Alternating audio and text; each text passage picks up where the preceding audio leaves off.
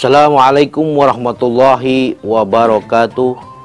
Alhamdulillahilladzi arsala rasulahu bil huda wa dinil haqq liyudhhirahu 'ala ad-dini kullih walau karihal musyrikun. Asyhadu an la ilaha illallah wahdahu la syarikalah wa asyhadu anna Muhammadan abduhu wa rasuluh. Allahumma shalli wa sallim wa barik ala sayyidina wa habibina wa syafi'ina wa maulana Muhammadin sallallahu alaihi wasallam wa ala alihi wa sahbihi ajmain, amma ba'du. Pemirsa TV One, Assalamualaikum Nusantara yang dirahmati oleh Allah Subhanahu wa taala. Insyaallah dimuliakan oleh Allah Subhanahu wa taala. Pertama-tama marilah kita panjatkan puja dan puji syukur kehadirat Allah Subhanahu wa taala, yang mana alhamdulillah segala limpahan rahmat dan nikmatnya, kita semuanya dengan nikmat tersebut bisa menjalankan aktivitas kita, baik melaksanakan kewajiban kita kepada Allah Subhanahu wa taala atau aktivitas-aktivitas yang lainnya. Alhamdulillahirabbil alamin. Salawat beriring salam marilah kita sampaikan ke pimpinan kita, panutan kita, kecintaan seluruh umat Islam dimanapun, yaitu Habibana wa Nabiyana Muhammadin sallallahu alaihi wasallam. Mudah-mudahan kita semuanya dan pemirsa di rumah semuanya yang menyaksikan pada kesempatan yang berbahagia ini mendapatkan syafaat dari baginda Rasulullah sallallahu alaihi wasallam. Pemirsa yang dirahmati oleh Allah Subhanahu wa taala, Assalamualaikum Nusantara TV One. Pada kesempatan yang berbahagia ini, insya Allah mohon maaf al-fakir dalam penyampaian apabila ada kesalahan dan kekurangannya, terutama para guru dimanapun Anda, para kiai, para ajengan, para habaib dimanapun Anda berada. Mohon maaf al-fakir apabila ada kesalahan dan kekurangannya. Insya Allah mudah-mudahan tema hari ini pada kesempatan ini bisa menjadikan pelajaran buat kehidupan kita sehari-hari. Amin ya Allah ya Rabbal Alamin. Yaitu tentang cara menyikapi kehidupan yang serba sulit dan musibah silih berganti. Di dalam kehidupan manusia itu, bahwa manusia itu tidak akan terlepas dari namanya ujian dari Allah Subhanahu wa taala. Ada yang disebut dengan ujian, ada yang disebut dengan teguran dari Allah.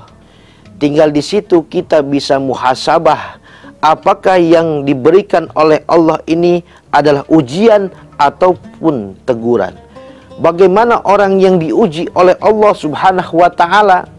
Orang yang diuji oleh Allah itu adalah orang yang ketika beriman, ia istiqomah di jalan Allah, lalu ia diberikan oleh Allah ujian untuk menambah derajatnya di sisi Allah Subhanahu wa taala.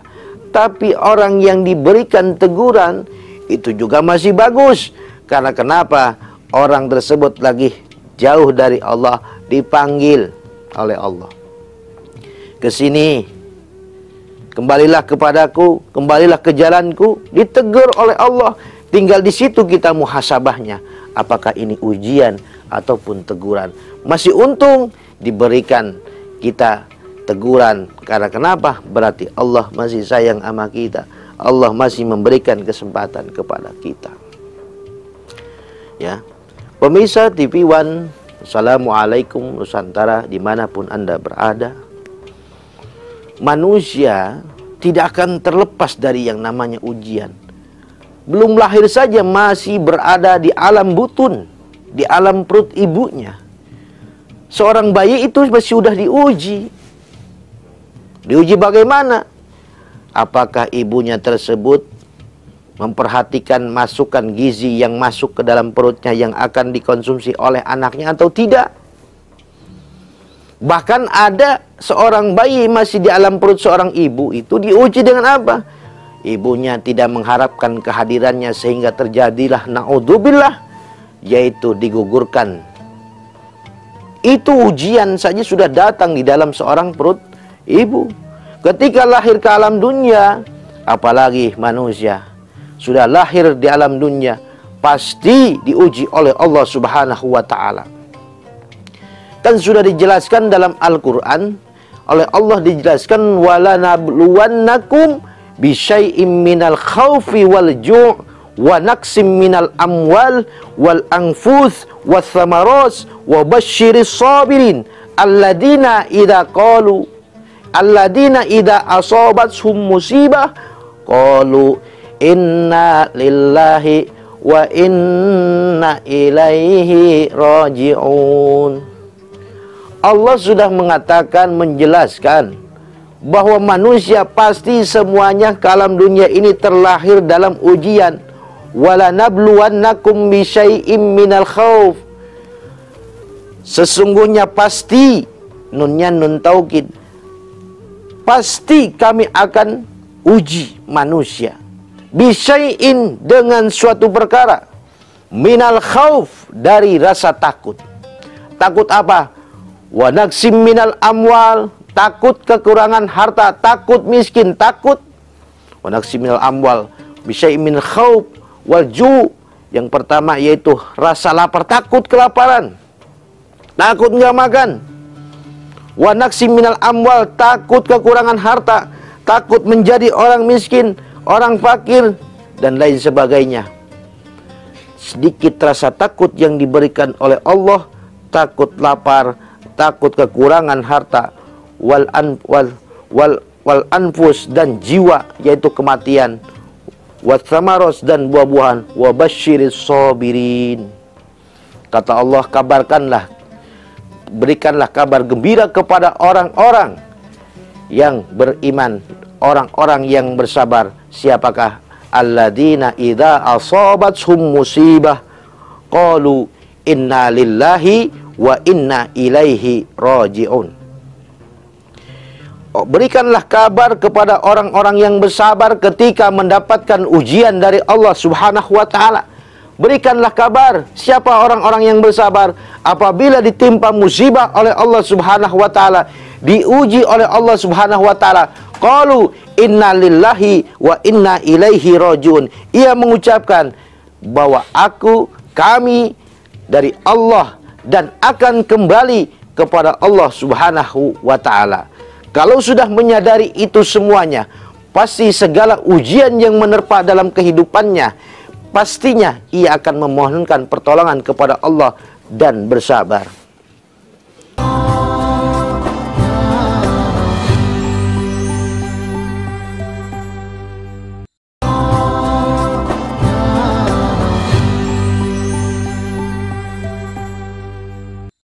Kalau orang yang lagi lemah imannya, ketika diberikan ujian oleh Allah, pasti mengambil jalan pintas. Banyak yang stres, banyak yang gila, banyak yang frustasi. Bahkan justru ia diberikan ujian oleh Allah, keluar dari jalur Allah, masuk dalam ke jurang kemaksiatan. Banyak yang diuji Allah karena tidak melibatkan Allah, tidak bersabar. Banyak orang yang bunuh diri, gantung diri di pohon toge misalkan. Banyak orang yang minum minuman racun agar dia mati. Udah mah minum, kagak mati, dosanya double. Dosa mau bunuh diri. Kan bunuh diri itu bukan solusi yang terbaik. Justru itu ada yang diharamkan oleh Allah Subhanahu wa ta'ala. Siapa yang mengatakan bunuh diri itu bisa masuk surga? Siapa orang yang bisa mengatakan bahwa dengan mati bisa selesai persoalan? Justru persoalan di akhirat itu lebih berat dibanding persoalan di dunia.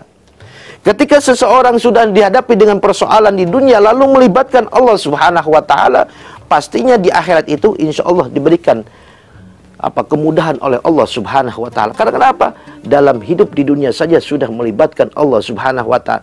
Hidupnya, akhiratnya, untuk akhiratnya sudah melibatkan Allah. Dalam Al-Quran sudah dijelaskan lagi bahwa orang yang beriman itu dipanggil oleh Allah. Ya ayyuhalladzina amanu sta'inu bis sabri was shalah innallaha ma'as sabirin. Ya ayyuhalladzina amanu, dipanggil ayat ini mengkhususkan, memanggil orang yang beriman. Hai orang-orang yang beriman, Ista'inu bis sabri was shalah. Mintalah pertolongan kepada Allah bis sabri, dengan sabar, was shalat, dan shalah. Salat 5 waktu. Selain salat 5 waktu, kita juga ada salat-salat sunnah. Ada salat duha, tahajud, ada salat qobliyah, ba'diyah, dan lain sebagainya. Itu semuanya adalah cara menghadap kita untuk meminta solusi pertolongan kepada Allah Subhanahu wa ta'ala. Karena orang yang diberikan ujian oleh Allah, orang yang diberikan persoalan dalam kehidupannya, ia sebetulnya, kalau kita menyadari, kalau kita memahami, paham dengan ilmu agama, sehingga mengerti, paham dengan janji Allah dan ancaman Allah, ketika kita diberikan ujian oleh Allah, innallaha ma'as sabirin, kata Allah, sesungguhnya Allah itu berserta orang-orang yang sabar. Tadi tidak sendirian, ada yang menemani, ada yang mendampingi, yang akan memberikan solusi, yaitu Allah Subhanahu wa ta'ala. Innallaha ma'as sabirin, sesungguhnya Allah beserta orang-orang yang bersabar. Semakin kita diuji oleh Allah, orang-orang yang beriman, maka pastinya ia akan selalu bertambah, melibatkan Allah, yakin, hakul yakinnya semakin bertambah. Karena ia menganggap segala doanya, segala bentuk doanya, segala bentuk meminta kepada Allah, ia anggap ikhlas karena Allah, ini adalah sebuah ibadah. Doa pun bisa menjadi ibadah. Karena kenapa? Ia hanya melibatkan tawakalnya kepada Allah Subhanahu wa ta'ala. Jadi cara menyikapinya yaitu banyak, yaitu yang pertama, yaitu kita ini harus banyak bersabar. Yang kedua, cara menyikapi hidup yang serba sulit, ya, pemirsa, yang kedua itu adalah memperkuat keimanan kita kepada Allah Subhanahu wa ta'ala. Memperkuat iman kita kepada Allah Subhanahu wa ta'ala banyak yang diajarkan oleh Rasulullah. Banyak dalam keterangan-keterangan lain. Bahkan dalam kitab-kitab lain dijelaskan untuk memperkuat iman kita kepada Allah Subhanahu wa ta'ala.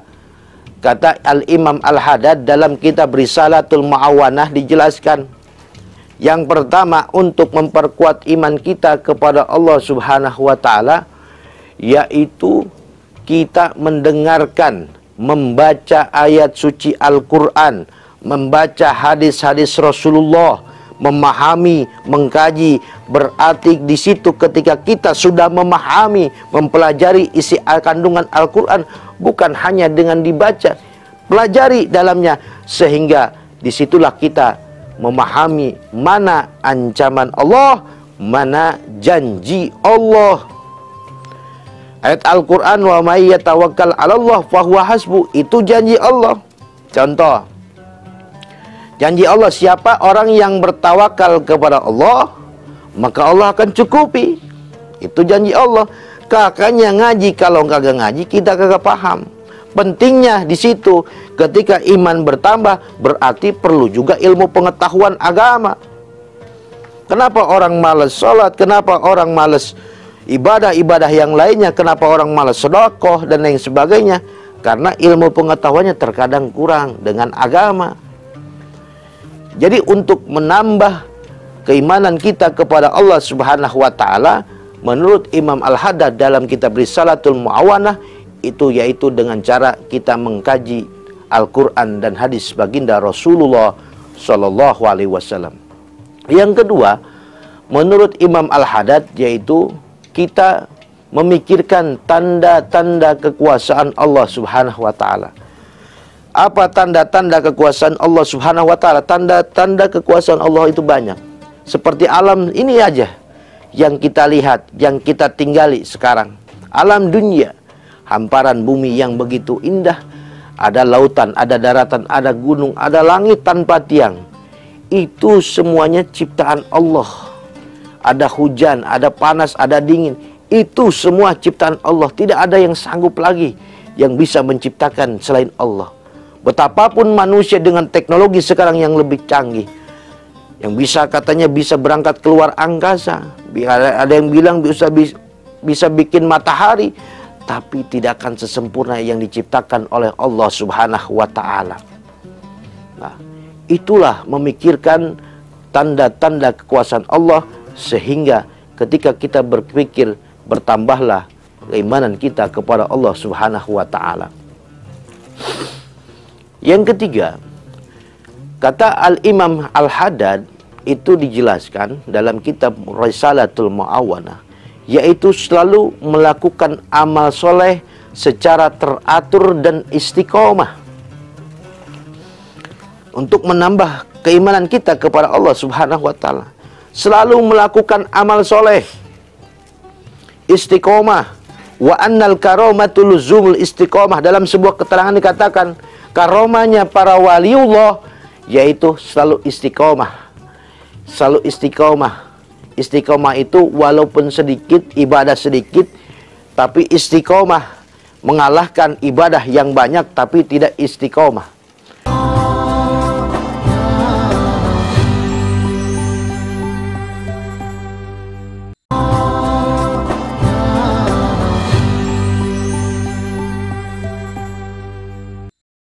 Amalan soleh itu banyak, terutama kewajiban kita, amalan soleh sunnah-sunnah yang diajarkan oleh Nabi, sholat sunnah, sholat tahajud, sholat duha, zikir kepada Allah, subhanallah wa bihamdi subhanallahil azim, atau zikir-zikir yang kita bisa, kalimatut thayyibah, subhanallah walhamdulillah, wala ilaha illallah, wallahu akbar, zikir kepada Allah Subhanahu wa ta'ala.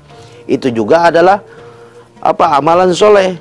Kalau kita tiap malam baca sallallahu ala Muhammad sallallahu alaihi wasallam, kita dawamkan rutin, walaupun semalam cuma 100 kali, minimal 100 kali didawamkan, maka akan mengalahkan daripada ibadah-ibadah yang banyak tapi tidak istiqomah.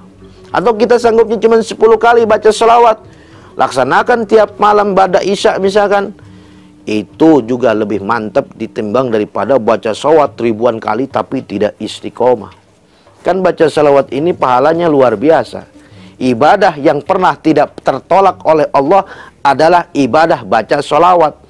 Walaupun tujuan ketika baca salawat, kita misalkan memirsa, ada mertua kita di samping kita atau di belakang kita, pengen kedengeran mantu gua, rajin banget baca salawatnya, sallallahu ala Muhammad sallallahu alaihi wasallam,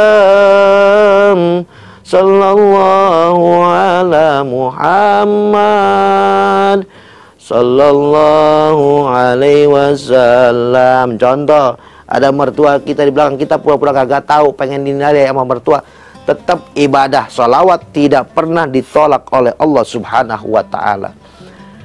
Tapi yang baiknya adalah ikhlas karena Allah dan mahabbah kepada baginda Rasulullah Shallallahu Alaihi Wasallam. Lakukanlah amalan soleh secara teratur dan istiqomah. Pemirsa TV One, Assalamualaikum Nusantara yang dirahmati oleh Allah Subhanahu wa ta'ala. Jadi yang pertama itu menurut Al-Imam Al-Haddad itu untuk memperkuat iman kita kepada Allah Subhanahu wa ta'ala adalah apa? Yang pertama yaitu membaca ayat suci Al-Quran. Yang keduanya yaitu memperhatikan tanda-tanda kekuasaan Allah. Yang ketiganya yaitu ibadah beramal soleh secara teratur. Pemirsa yang dirahmati oleh Allah Subhanahu wa ta'ala, kembali lagi, cara menyikapi kehidupan yang serba sulit dan juga musibah silih berganti, selain bersabar, kita ini oleh Allah Subhanahu wa ta'ala diperkuat iman kita kepada Allah Subhanahu wa ta'ala. Dan yang ketiga, selalu banyak bersyukur kepada Allah Subhanahu wa ta'ala. Nah, baik itu kaulan wa fi'lan, baik itu ucapan maupun perbuatan. Ucapan ketika kita mendapat nikmat dari Allah, alhamdulillahi rabbil alamin. Ketika lisan sudah mengucapkan alhamdulillahi rabbil alamin, maka wa fi'lan, perbuatan kita mengikuti. tanda rasa syukur itu bukan hanya di ucapan, tapi diikuti dengan anggota tubuh kita. Salat kita, Allah perintahkan salat, kita salat, itu tanda syukur kepada Allah.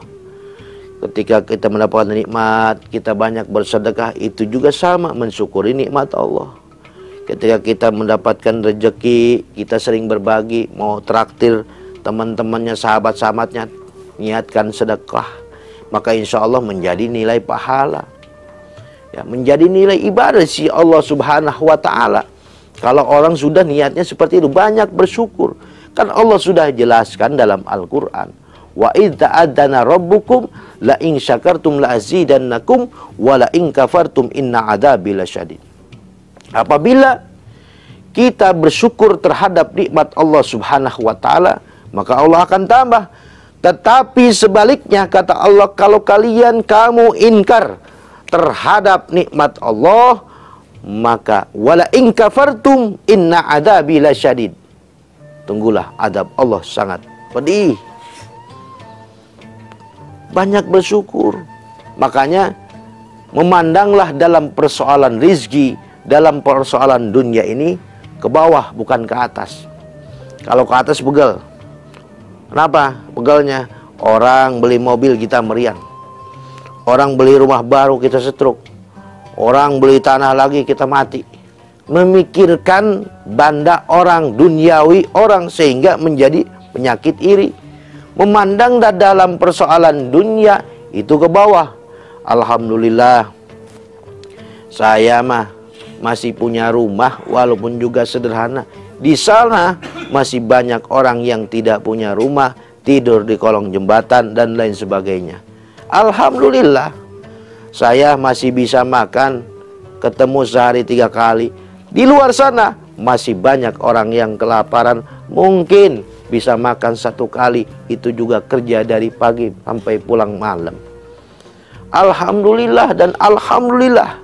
Melihatlah ke bawah dalam persoalan dunia.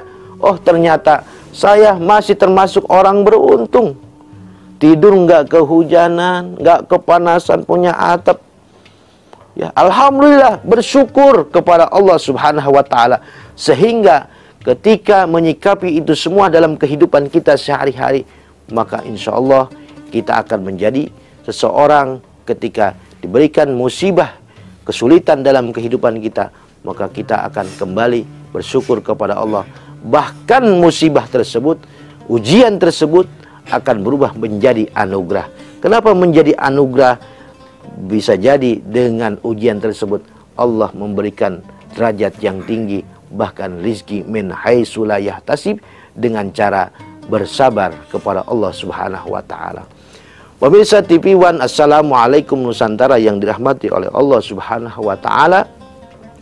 Kesimpulan pada pengajian kesempatan yang berbahagia ini, cara menyikapi